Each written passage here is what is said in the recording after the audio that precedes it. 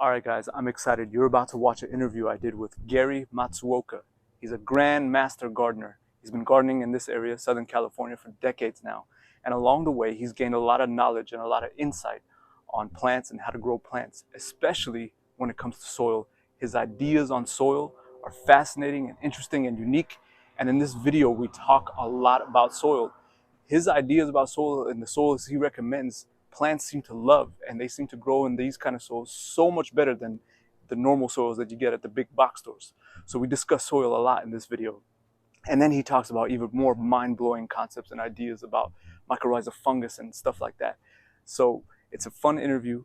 I hope you guys like it. Gary owns Laguna Hills Nursery down in Orange County. He has a YouTube channel where he gives classes and he talks about these concepts in much greater detail. And in addition, he has a website. Check out his website down here. Full of information, full of knowledge, full of great ideas. And it was a good time. It was a good interview. All right. Hope you guys enjoy. Before we start, like, subscribe, and enjoy the interview. Let's go. Hey, everybody. Welcome. Have a special treat for you today. I'm here with Gary Matsuoka from Laguna Hills Nursery. He's a master gardener. He's been working in this area for decades. He knows how trees grow, and he has a lot of experience and a lot of knowledge and a lot of insight on how to grow trees properly here in Southern California. Based on all of his knowledge and insight, he's been kind enough to meet with us, and we're gonna interview him. All right, so let's go. Gary, thank you for your time. Thank you for Good to see you, AJ. Yeah, appreciate it. Good to be here. Yeah, thanks. Gary, how did you get into gardening? Well, my parents had a nursery when I was born, so I lived in a nursery when I was a kid, and I tried to get away from it, but it drew me back. I went to school to study medicine, but I know my father was having trouble in his 50s keeping the place going, so I just decided it's better there. I'll be the top dog there, and any other place I'd be starting over. So got back into it, and Nice. not sorry. Yeah. Okay. Once you got started into gardening, into the nursery business, at what point did you realize that the industry had changed, and in terms of soil, when it comes to soil, the industry started to change and started to plant things in different mixes?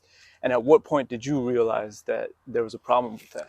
So yeah, the nursery industry had been changing since I was a kid. So when I was a kid, my father had a pile of sandy dirt, sandy loam, from a local riverbed, and we grew all the plants in that.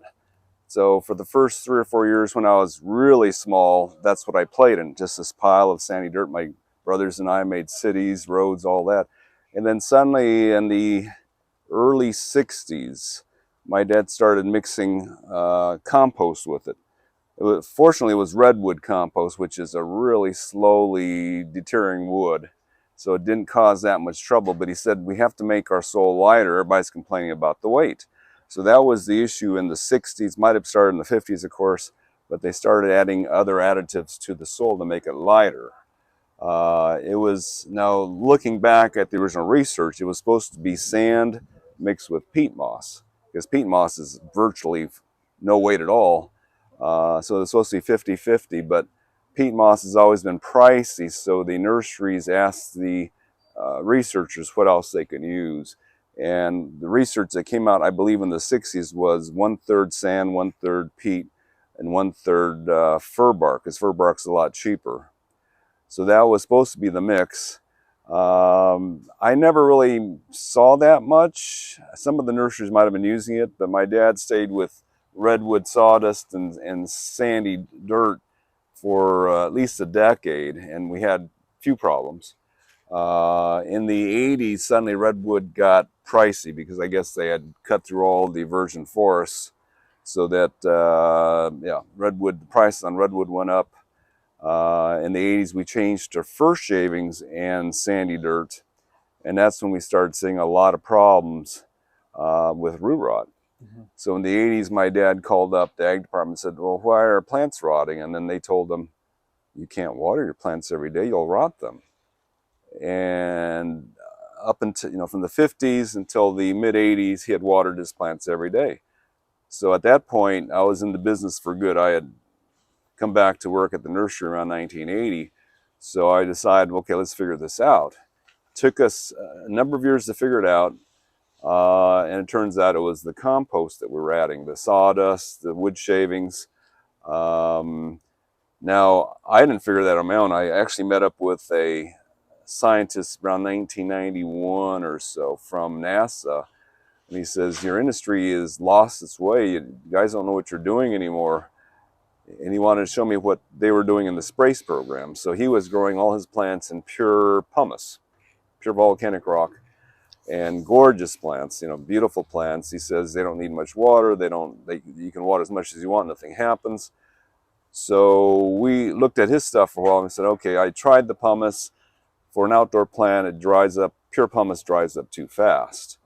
Plants grow wonderful if you can water them twice a day, but they dry up too fast. Plus, it's not really natural. Okay. So we started doing our own experiments on at that same time, and we noticed. So we had big containers.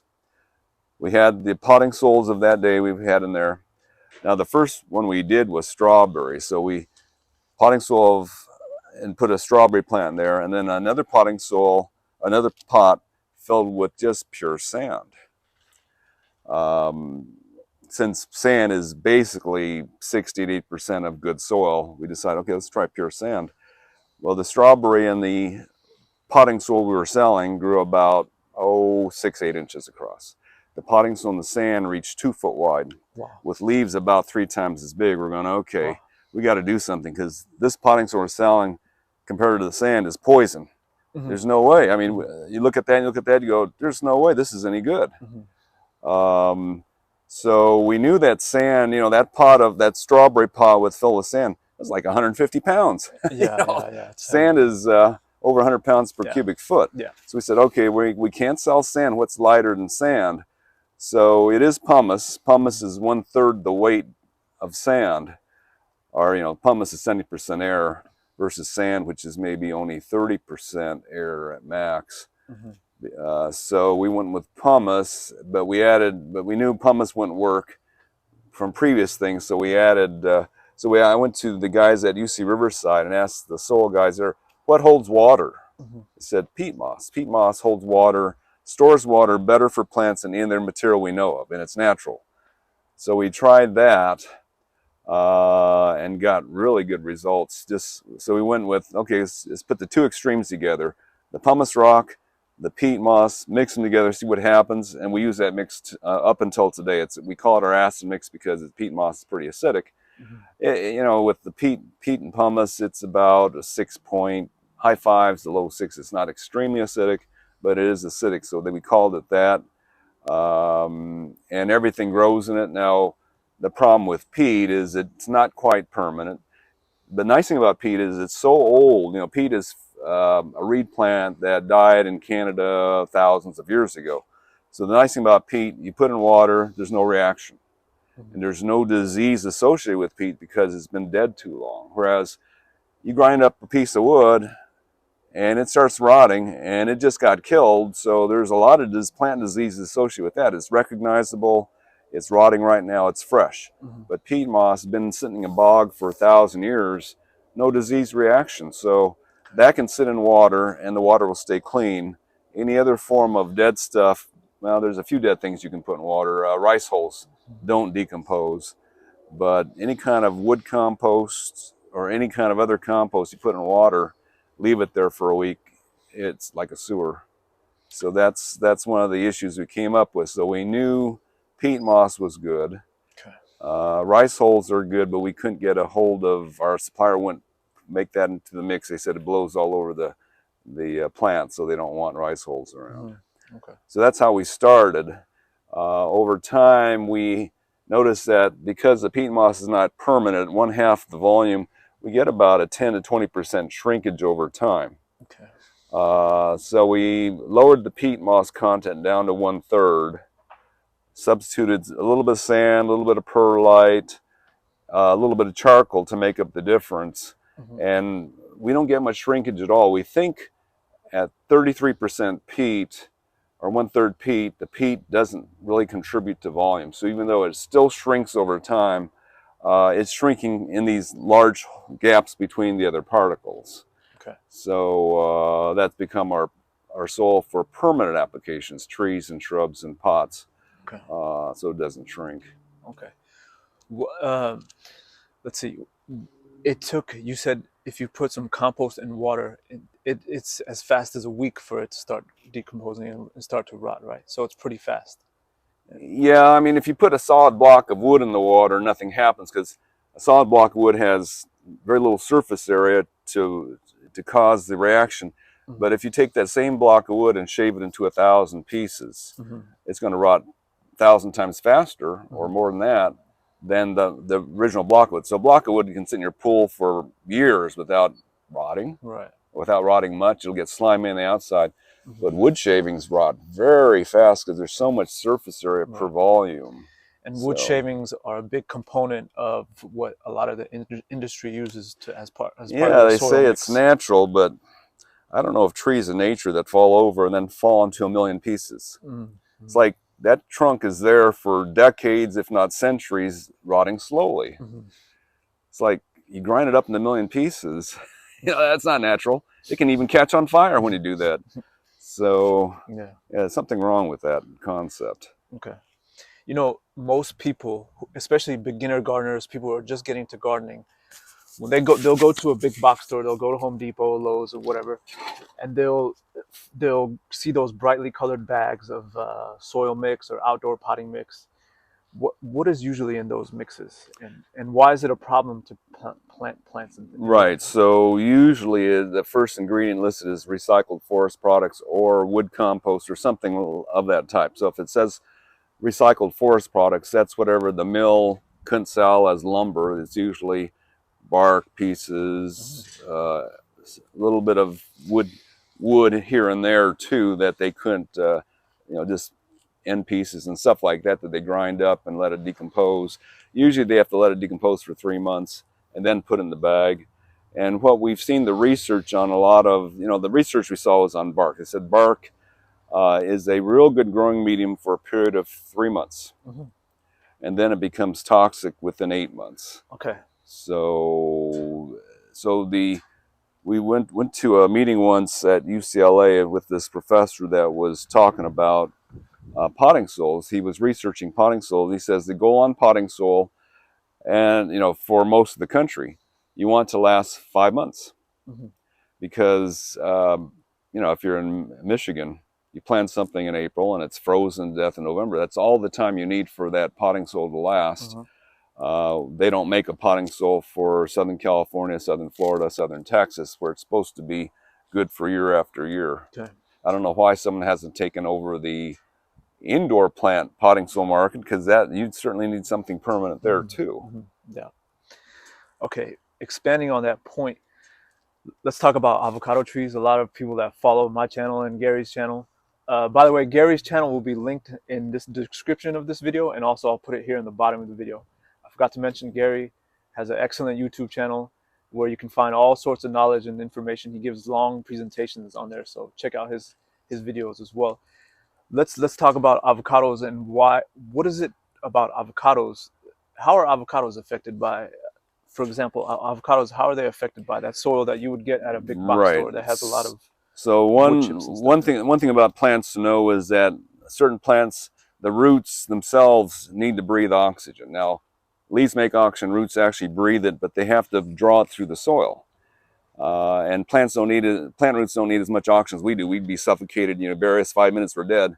Plant roots can breathe pretty well, like a fish can in water. They can breathe pretty well through the soil as long as there's the water, the research I've read.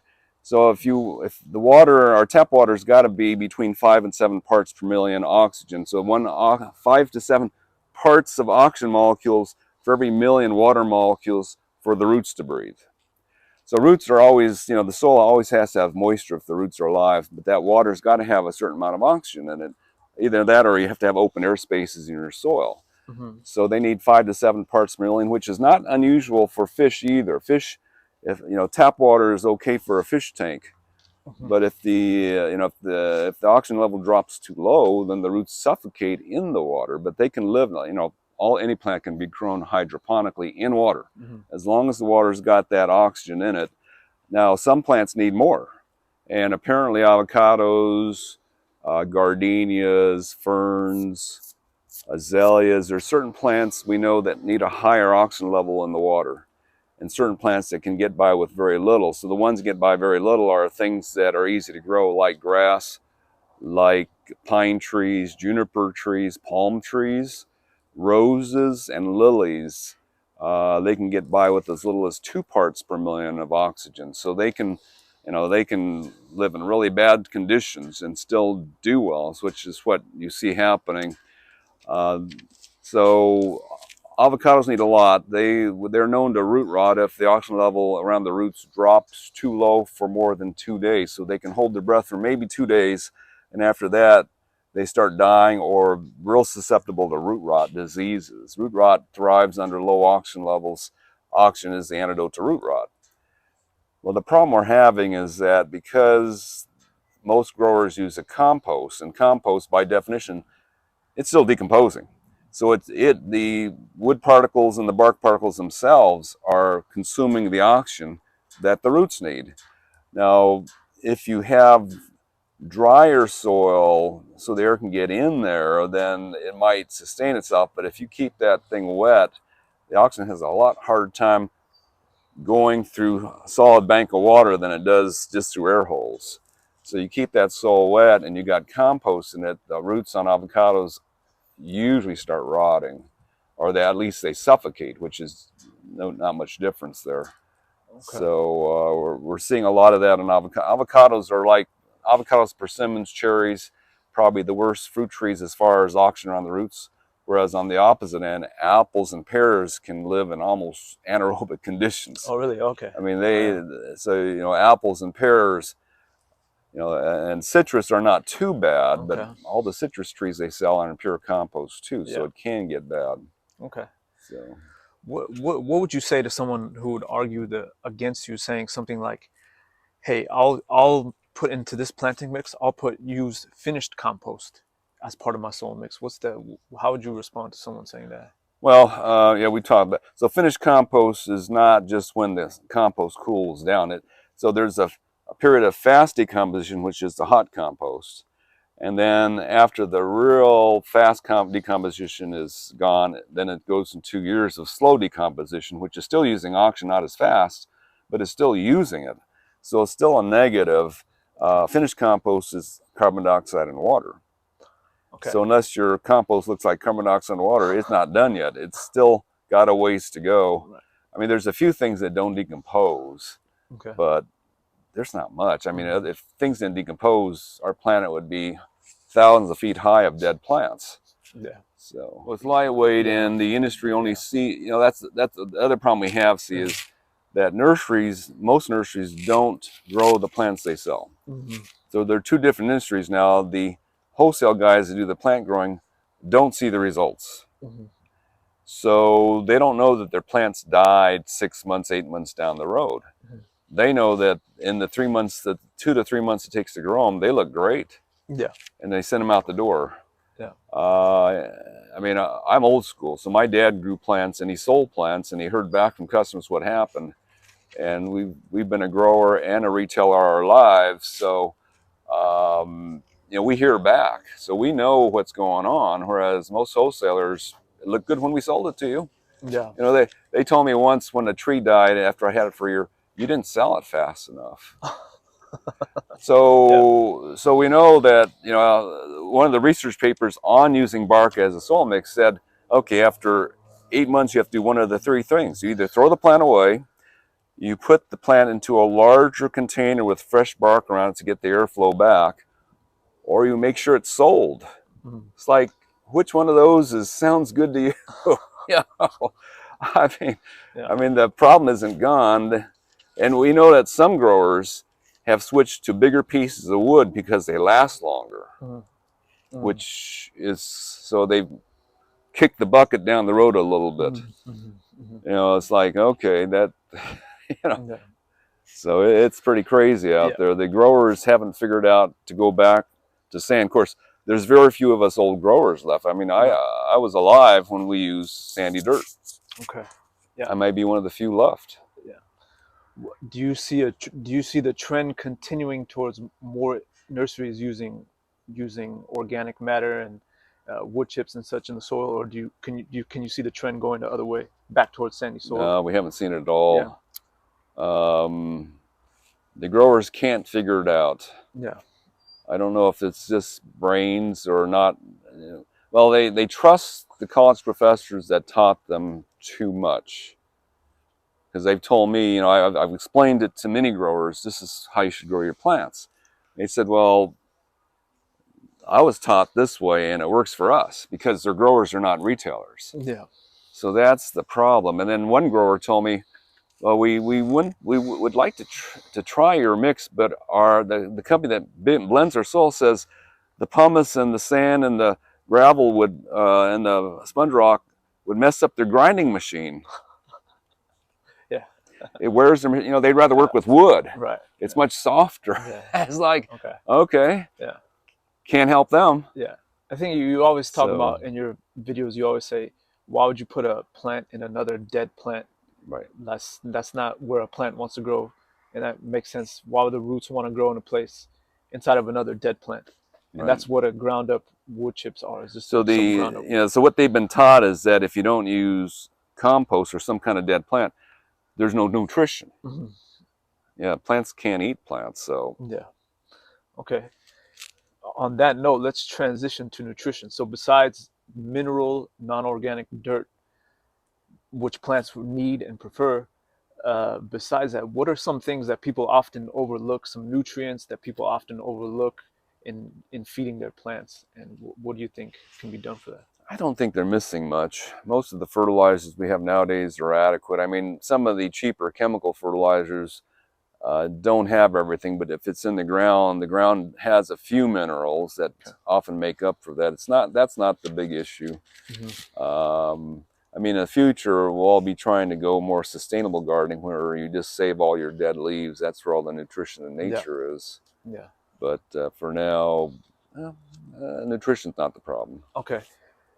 Speaking of dead leaves, how important is mulch in the garden, and what is good mulch? So in nature, where plants live naturally, they said there's an average of 5 inches of dead leaves on top. You know, dead leaves mixed with animal manures, mixed, you know, other parts of the plant mixed with that. So that's how it's supposed to be. One of the biggest things it does is it does insulate the soil. So if you have bare dirt, it gets well over 100 degrees in the summer. The roots don't like that. Plus you get weeds. Plus it evaporates too much water, whereas the deep layer mulch can actually generate water at night. Yeah. So that it really helps to have that insulation down. Okay. Yeah. And it's, you know, it's the food source for the plants. I think you mentioned in one of your videos, you said if you take dead leaves from a tree and put it under a tree that you have planted in the ground or in a pot, you don't need to fertilize. We shouldn't. That's nature. Okay. Nature just recycles its own dead stuff. I mean, of course, there'll be a few bird poops mixed with it. Yeah. But other than that, dead leaves is how nature's worked for millions of years. So. Okay. Yeah. Okay. Great. Yeah. There's the University of California, Davis actually went around Central Valley. They were surveying the dirt and the plants, and they said their conclusion was the plants don't get anything from the soil. The plants they were surveying, which were just trees and shrubs, do not pick up any nutrition from the soil. They just recycled the dead leaves underneath them. So, because they said the soil didn't really have much in it. Right. And that's true around the world. Most soils don't have much, especially nitrogen. Okay. They just don't have much in them because the plants, it's all in the plants already. Yeah. So. Speaking of what's in the soil, right? You talk about mycorrhizal fungi a lot. Can you talk about what mycorrhiza is and what role fungus plays in getting nutrients to the tree roots? Mm-hmm. Okay. Yeah. So mycorrhiza wasn't discovered all that long ago because they needed electron microscopes to actually tell a mycorrhizal fungal root from a plant root. And what they said they discovered, this is, I guess, the U.S. Department of Forestry started mentioning this first. is that 80% of the roots of the trees were actually this fungus. So all the smaller root hairs of a tree, most of them were this fungus that was attached to the tree's roots, and they couldn't tell it wasn't. Wow, 80%. Wow. 80%. So most woody plants, the mycorrhizal fungus is 80% of their plant. There's a few plants that don't use it. Some grasses don't use it. Orchids don't use it. Quite a few of the weedy plants, the Brassicaceae family, cabbage, cauliflower, don't use it. So they have their own good root system that picks up the nutrients. Okay. But most plants depend on the mycorrhizal to break down the leaves. So the mycorrhizal is attached to the roots down in the ground. And then the mycorrhizal is the part of the fungi go up into the dead leaves and decompose them. Mm-hmm. And they said that they can recycle the nutrients from a dead leaf in as little as 90 days. Wow. Back into the same tree that dropped the leaf. Wow. So and they said, 90% of all nutrients are recycled that way, not in a compost pile. So compost is longer. The bacteria have to eat the dead stuff, and when the bacteria actually die, then the nutrients are released in the soil and the roots can pick it up, or the mycorrhizal can pick it up. Mm. So that's a different system, which works a lot in grasslands, I guess. Yeah. But in woodlands, the mycorrhizal fungus is the main recycler. And the mycorrhizal fungus can also connect every plant in your yard to one thing. Okay. So they're the biggest organisms in the world are supposed to be huge mycorrhizal fungi that documented anyway, because there's probably a lot around the world. Yeah. But they had this area in Oregon that was this one huge, I can't remember how many yards across this thing was. It was just one organism that was connected to all these trees. Wow. It can share all the water nutrients among all these trees. Wow. So they said mycorrhizals, I think it was 70 yards from a river, they can transport the water up into the forest. That's been documented. Did you say 70? 70 yards. 70 yards. So the tree can be 70 yards from water source, but the mycorrhizal fungus is sharing it from the riverbed all the way up into that area. That's incredible. So wow, that's fascinating. Yeah. They said the mycorrhizal fungus is the king of your garden. No matter what you think, it is the king of your garden. All the plants are dependent on it. Okay. Can't do anything about it. It's there. It sends up mushrooms once in a while. So if you see mushrooms that are attached to your trunk, they're probably good mushrooms that are associated with the mycorrhizal. Now, if you kill a tree, you get mushrooms out of there. Those are not mycorrhizals, most likely. Okay. Okay. So. What are some things you can do to keep the mycorrhiza network under the soil, that large organism? What are some things you can do to keep it healthy and active and growing? Well, there's not much you have to do. I mean, the one thing you have to avoid is use chemical forms of phosphorus. Okay. So the water-soluble phosphorus fertilizers are real hard on it's too strong. Okay. So phosphorus is supposed to be the hardest mineral for a plant to get, and the plants have left it up to the mycorrhizal fungus to get the phosphorus. So you throw water-soluble phosphorus in a mycorrhiza, it just burns it. It just can't handle it. It's too strong. Oh, okay. Because in nature, it's not soluble like that. So you can wipe them out if you keep on using like a fertilizer that's 10-10-10 or 10-20-10 or anything with that middle number, phosphorus number, real high, and especially if it's a chemical source. Organic source is not a big deal, but the chemical sources of phosphorus will eventually, cause some problems with the mycorrhizal fungi. Wow. How long does it take for a mycorrhizal fungal network to develop and to grow and get big? Not long. So I talked to one professor she was up at Mount St. Helens after it blew up in Oregon, and they wanted to see how long it took. And I don't know how big that blast one was, 100 square miles, 200 square miles, I don't recall. But they were watching the fir tree seeds sprout and die because there was no mycorrhizal fungus. It was totally sterile. But she said within 5 years, that whole area was recolonized by the mycorrhizal. So unless you have, severe fire or something, it's there. Yeah. They're there. They just have to be, give them some compost on the surface, they're happy. So, or some dead stuff on the top of the ground, they're happy. Okay. Some fertilizers have mycorrhizal fungus particles in them. And I think in one of your talks you mentioned how some some strains of the mycorrhizal fungus will fight another strain, and they compete against each other. Well, I'm sure one wins out. I Yeah. mean, there are certain plants that need certain types. Most plants don't care.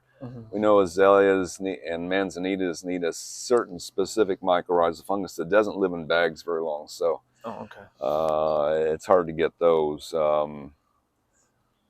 I mean, now 20 years ago, we saw an article, it might have been Consumer Reports or one of the magazines, consumer magazines, saying that this was all snake oil. You don't have to have it.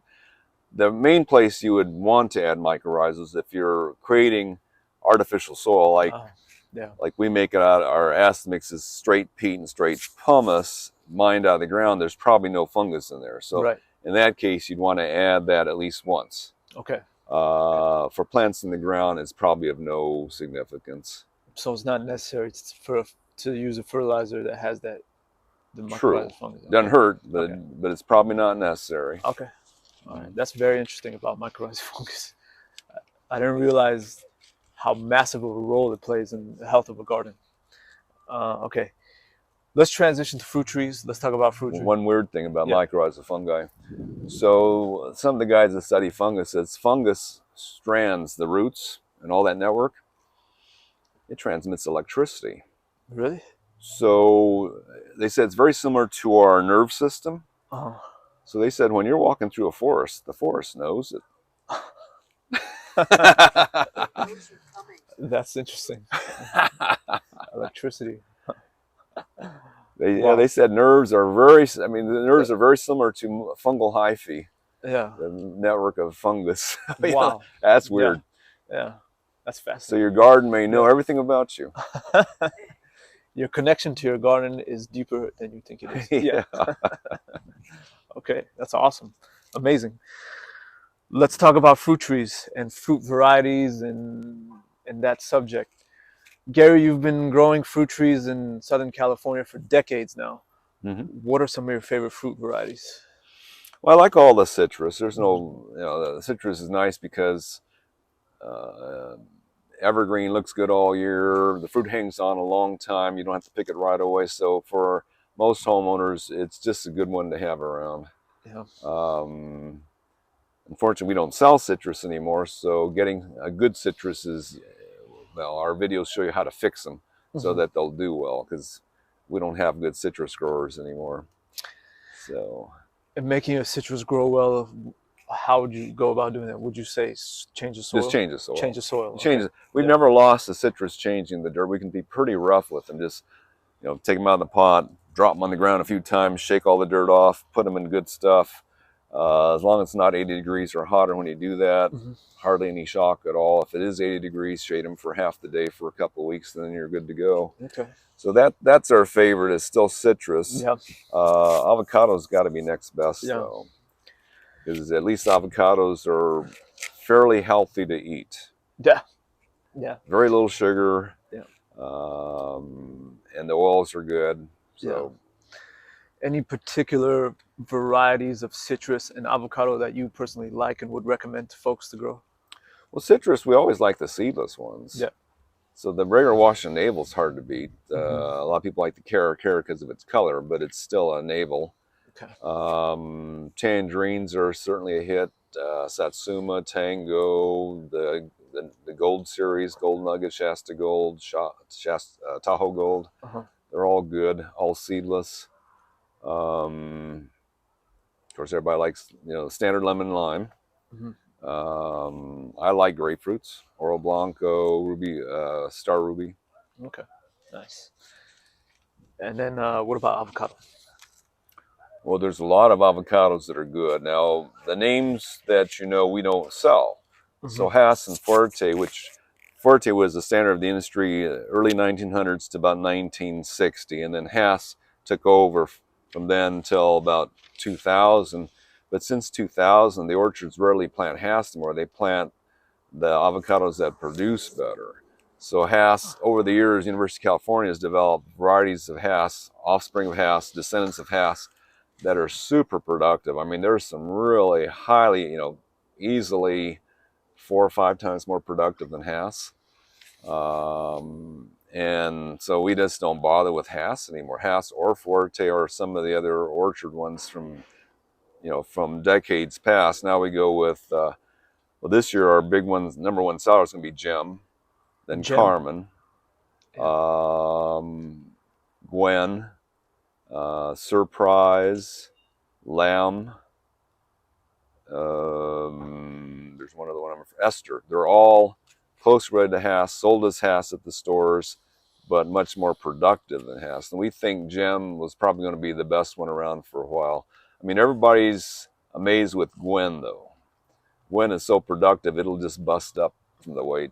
Wow. Okay. So it's very, very impressive to look at, but it was too much for the orchard. So they switched to a daughter of Gwen called Gem, which is a little bit less productive, but still very, there's an orchard just a few miles this way that has about 8 gems.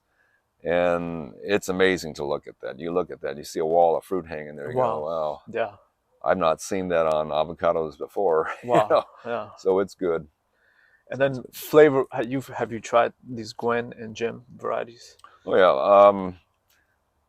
Most of the avocados that we like to sell are rated good to excellent. Okay. And it's hard to really tell them apart. Yeah. I mean, the top 10 are really good, but there's not a huge difference. Not like a lot of fruits, same as figs. You eat one fig, you've eaten a lot of them, but yeah. Same with avocados. There's a lot of really good avocados. There's some bad avocados, but we don't carry those. Right. So. Yeah. Okay. We'll get back to avocados, but I want to ask you the best fruit tree you can recommend for brand new beginner gardeners, and basically an easy fruit tree to grow, something that's pest resistant and friendly to a beginner gardener. What would you recommend? Well, it used to be figs. Uh-huh. Now there's a new fig fly out there, which is kind of messing us up. But we haven't seen enough of that fig fly to call it a problem yet. So okay. You buy a fig tree, you get fruit the first year. Yeah. And it doesn't all ripen at once, which can be helpful in many cases. Pomegranates are just as easy, but they take a lot longer to get productive. Okay. We actually like apples a lot because apples are reliable. Yeah. I mean, we didn't think they were reliable 40 years ago, but in the last 20 years, there's very few apples that aren't reliable here. Yeah. A big perception is that apples will not grow well here in Southern California because the weather is not most ideal for apples. That's true. And it's true, they don't get the cold that they want to do their best. However, so what happens on most apples is they don't wake up when they, if you're in Oregon, they wake up in April. Here, they kind of wake up at the end of May, beginning of June, bloom all the way into July because they can't figure out what happened to winter. And it's already warm, so they start growing. So they're late. But since apples ripen pretty much in the fall, and we have a real mild climate here, they'll ripen. They'll actually go ahead and develop and like in Oregon, Granny Smith will ripen in October. Here, it'll ripen in December. But it still does, it makes it. Okay. So a lot of the apples are working that way. They just work a little different season or a few months apart. So in Oregon, they grow. Everything there is earlier because of the chill. Here, everything is late. But one of the few apples we don't do well with is Honeycrisp because it ripens in summer. So it wakes up in summer, ripens in summer. The fruit get about that big, they taste fine, but that's all the time they have. Whereas most apples ripen in the fall, so they have time. Okay. All right. Nice. Why is it not a good idea to keep planting tomatoes in one spot every year? Okay, so there is a concept that's been studied a lot called the replant syndrome. And that's any plant, doesn't matter what it is, anytime you plant a plant and you pull the plant out or dies of old age, it doesn't matter. If you pull the plant out of the ground, you leave behind a lot of the little roots. And those little roots are decaying for the next year or more. Depends how long the plant was there for. So the longer the plant was there, the longer it takes for those roots to finish decomposing and be gone. During that time of decomposing, it's just like having dead bodies of people laying around your house. it's a disease problem for that species of plant. Anything close related to it, it's a disease problem. So there's diseases on plants are fairly specific to that species, just like animal diseases, human diseases are confined to, say, humans and monkeys. We don't catch frog diseases. So, although sometimes there's that crossing. But anyway, so most of the diseases are associated with something close related. So farmers a long time ago found out, and they didn't know why, but if they didn't plant the same crop in the same field every year, the crop grew better. They thought the soil had to regenerate, something had to happen. You know, it turns out that it's the dead stuff. So the U.S. Forest Department actually figured this out. They figured out, yeah, if a tree dies, that same tree can't grow there for decades because all this root is decomposing right where the tree was. Now there's a way around that in the forest industry, wildfires. Mm-hmm. So you get a hot wildfire going through a forest, it sterilizes soil. Mm-hmm. Not that deep, only about 8-10 inches deep, but that's like 80% of the root system. So you burn a forest down, the same forest can grow back. If it doesn't burn down, it can't grow back. The same trees cannot grow back. So they say down in the Amazon, where there basically are no natural fires, in the jungles of the Amazon, the two trees of the same type are really far apart. Yeah, I don't recall exactly how far apart they were, but they can't live in the root zone of any of their neighbors, of their relatives. Yeah. So when they said in the Amazon rainforest, there's a whole bunch of species, well, even in Mexico, they said there's a whole bunch of species of trees because they can't live in the same forest. Whereas in northern hemisphere, well, in the United States, you get all these forest fires. So you have all these stands coming up the same tree. Now in farming, like Napa Valley is one good example. They're not allowed to grow anything but grapes. Mm-hmm. So the grapevines get old in about 40 years. So the ground is just full of dead grape roots. Mm-hmm. So the only thing they're allowed to do is pull out the grapevines. They got to let the weeds grow for 10 years. It takes 10 years for those grape roots to leave the area, to decompose and be gone. It'd be nice if they can grow something else there, but not Napa Valley apparently. Mm-hmm. They don't allow it. Mm-hmm. So they have to waste 10 years of their land use just for all the roots to disappear. Then they can put new grapes in again. They're not allowed to set fires? No, in fact, the rice paddies and the rice fields near Sacramento, they used to burn them. Mm-hmm. They're not allowed to burn anymore, so they can't grow rice there every year anymore. Yeah. So they have to rotate their crops. Mm-hmm. So a farmer that I know told me they were on a 10-crop rotation cycle, which takes 3 to 4 years to go through 10 crops. And a lot of the crops they grow are totally non-money making. But it's part of the rotation cycle, so they have to do it. Yeah. I mean, a lot of those crops that aren't worth anything, they're only in there for 2 or 3 months. Yeah, yeah. They put them in there, pull them out, get rid of them. They want to get back to their money makers. Yeah. Strawberries are theirs. Yeah. So, okay. So you got a way around. So if you have a orchard and you want to replant a tree in the same spot, same kind of tree. So in apple orchards, they did research, UC Davis. They said for an apple orchard that wants 10-foot wide and tall trees, they replaced an area of soil 3 foot wide, 1.5 foot deep. That's a half yard of soil, brought in soil from a different part of the orchard that's not growing apple trees. Fill that hole with that brand new soil, or virgin soil, no apple roots in it, and the tree grew to 10 feet real fast. Now, if you don't need a tree to grow that big, and we don't, if you do a 2 foot wide area by 1 foot deep, that's probably good enough. You'll get probably a 5 to 6 foot wide tree very quickly, which is plenty of fruit for most homes. Mm. So that's how you get around the replant syndrome. You replace the soil. Okay. You can rotate the plants, or you can replace the soil. And that makes the newly planted tree grow faster. Right. Yeah. Speaking of growing trees faster, this is for you impatient people who want to see fast results. Gary, what can you do to make a plant grow faster? There's something unique and special you can do. Well, we didn't know it actually make them grow faster, but it does. So 40 years ago, there was an article in the California Rare Fruit Growers magazine saying that the people in Palos Verdes were having a hard time getting their trees to bloom and fruit because they're up in this cloud bank, not bright enough. But somebody there saw an article back in a research about rooting cuttings, rooting leafy cuttings, saying that this cutting was failing to finish its root system because it ran out of carbohydrate storage in the stem that they cut. So these guys back east said, okay, let's make this concoction out of sugar, molasses, and spray it on the foliage of these plants to make them root and grow. Well, they also included in that concoction fish emulsion and seaweed, which are seaweed's growth hormones, fish emulsion's fertilizer. The molasses is sugar, carbohydrates, which powers up everything. And plus, wood is made out of sugar. So wood is a sugar molecule rearranged so we can't eat it. So that's a basic part of the plant too, is sugar. The nitrogen from seaweed or fish emulsion would be the cell membranes, like our membranes on our face. Our bodies have membranes. We don't have any wood in us like plants do, but plants have both. They have the cell walls, which are cellulose, and the cell membranes, which are nitrogen.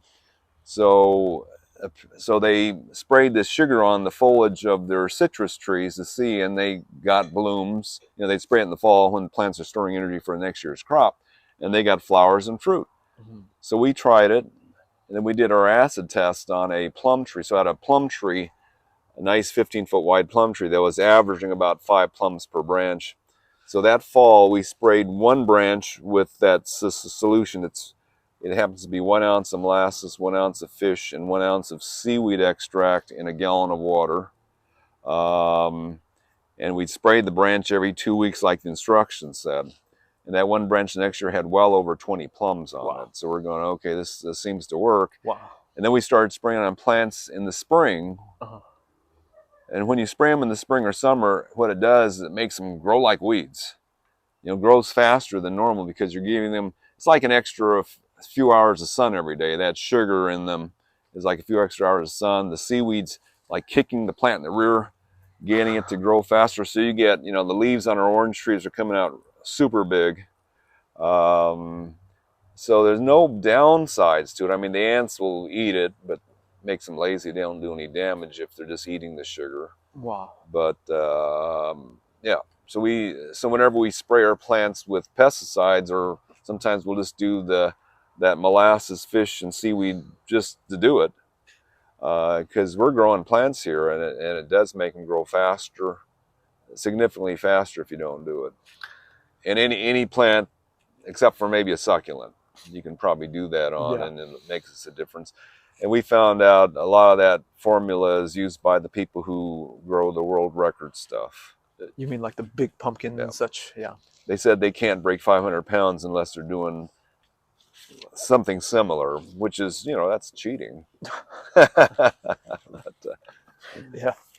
What's your ideal spacing for fruit trees in a small backyard, like most folks have in the Southern California area?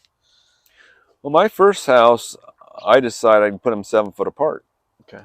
And now I would say that's apparently what we're going to go with, because you know, the research we've seen lately is that the most productive tree is one that's being held at 5 foot wide, because the sunlight can't go any further than 2.5 feet through foliage. Okay. So 5 foot wide is the best size for a fruit tree, if you can control it that size. I mean, some fruit trees are hard to control, like, yeah, fig trees. Mm-hmm. But if you can keep them 5 foot wide and space them maybe 6, 7 foot apart, then you'll get more fruit per square foot, mm-hmm, than if you let them grow big. Okay. I didn't train them the proper way, so there's certainly better ways to train. Most apples and pears, we want horizontal branching, and I really didn't know that stuff back then. So my apples and pears grew branches like this. I didn't get a whole lot for the volume of wood that was there. But now that we know, yeah, horizontal branching, mm-hmm, for certain fruit trees works the best, and yeah, we know better now how to do that. How would you prune the tree to encourage the horizontal branching? Well, a lot of it's staking and tying too. So, apples and pears, single trunk, Christmas tree form of tiers of branches. Mm-hmm. Make sure the bottom branches are wider than the top ones. Okay. So, Gary, I mean, a lot of fruit trees is just a simple fan. a fan. Oh, okay, okay. Gary, I'm sure a lot of folks ask you to talk about mango trees. You don't sell too many mango trees. I think that's why you don't do a talk about it. Well, our supplier was totally annihilated by the Ventura fire a couple of years ago, so we just can't get them Uh-huh. in quantity. Now, one of our employees grows mangoes, and he does a lot of grafting, so we carry a few. But I grew mangoes at my last house, but that was before I knew a whole bunch about them. Hmm. But they still did well. I mean, all the old books from 50 years ago said you can't grow mangoes in Southern Yeah, California. yeah, But when you try it, yeah, they do fine. yeah. What tips or tips or advice you have for folks who want to grow mango trees in Southern California? Anything different or particular they should do? Well, if you find a grafted mango, it'll fruit faster than a seed-grown mango. So most of the mangoes you find out there are seedlings. There's no graft down there. The grafted ones usually fruit too quickly, and the seedling ones take up to 8 years to start production and grow at the same. The problem with seeds that you never know how tall they have to get before they start production. The first one I grew about 12, 15 foot. And it finally turned over. It was already a big tree, and finally mine did fruited after 9 years. Whereas you get a grafted mango, they fruit the first year you have them. It messes them up because the one fruit is so big, they put all their energy into it so they don't grow an inch. But at least it's fruiting. Yeah. so that's the opposites. And then seedling mangoes, usually most seedlings are Asian types, which do come true to seed. If you grow an Indian type mango, which are my favorites, the babies are slightly different. They're often good. Sometimes they're not good, but usually they're decent. Because I've grown several Indian mangoes from seed, and they come out similar to their parent, just like our kids could turn out similar to us. So Yeah. Okay. Nice. So you've grown some fruit trees from seed and you let them grow and produce fruit. Any standouts that you've discovered? Any of your personal varieties that are come from Gary? Is there anything? well, we only grow one. I don't think it's the greatest thing in the world, but I've grown quite a few figs from seed, or volunteer figs that come up next to walls, and try them out, let them grow big, and see how the fruit is. Half of them had the male parts in the fruit, so they're not edible. Okay. And then half of the ones that are edible weren't any good. But we came up with one that's pretty good. I mean, as good as any, pretty good. I would say it's pretty good. We call it Gary strawberry fig, but I would have to tell you that Flanders is very similar and probably more reliably productive. Okay. So we'll go with Flanders, but some people still want to grow my Gary strawberry fig, so we propagate that a little bit.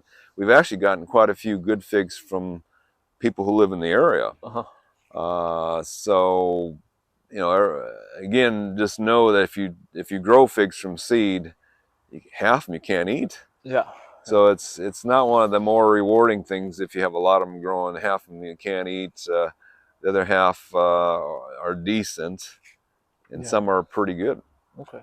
So, but that's all figs. Most figs were developed that way. I mean, there's been a few breeding programs at colleges. Uh-huh. You see Riverside did 40 years of breeding to create Sequoia and Sierra figs, and those are both good figs. Yeah.